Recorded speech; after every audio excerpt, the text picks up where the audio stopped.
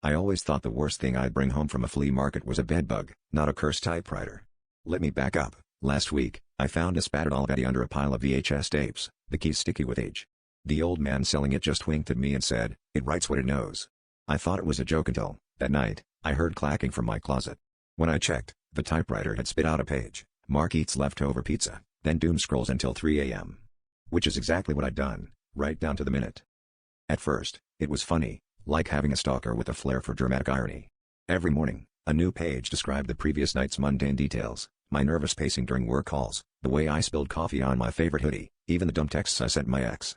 I stopped caring how it worked and started expecting the daily recap. But then, by Wednesday, the story started to get ahead of me. Mark's phone rings. He ignores the unknown number.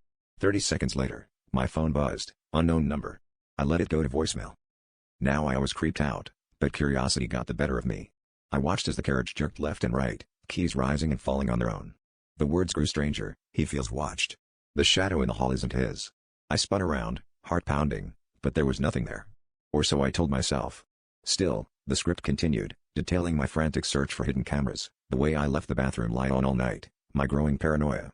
The line between my actions and the typewriter's words blurred until I couldn't tell if I was living or just following instructions.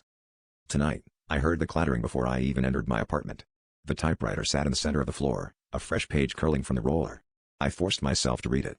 Mark's breath fogs in the cold dark. He reads his final words. He turns, but too late, the hands are already around his throat. I spun, and the air behind me shifted, impossibly cold. The last thing I heard was the typewriter, already starting a new page.